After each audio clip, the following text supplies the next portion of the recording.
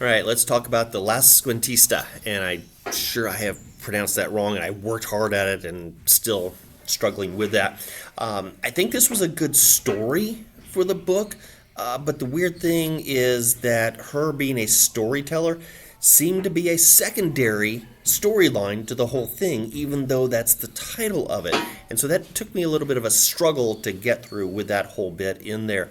I think this story, this book, the writing level is geared more towards a middle school level than it is a high school level to me.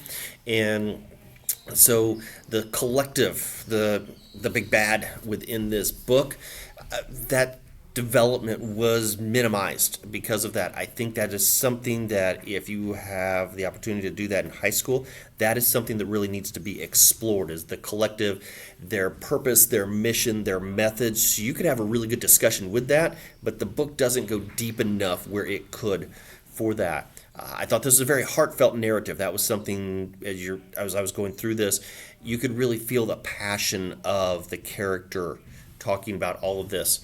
One of the things that I did find unique, though, was that while the stories that were told tended to be more of that ancient cultural lore type of thing coming through there, the main character does reference a lot of current authors, and so it's almost like this meta awareness put into not quite breaking the fourth wall, but in some ways you're like, I know that person, I know that, I've read their books, that was kind of cool. And so you start to identify with the character because of that, and I think that's what helps to make it very heartfelt.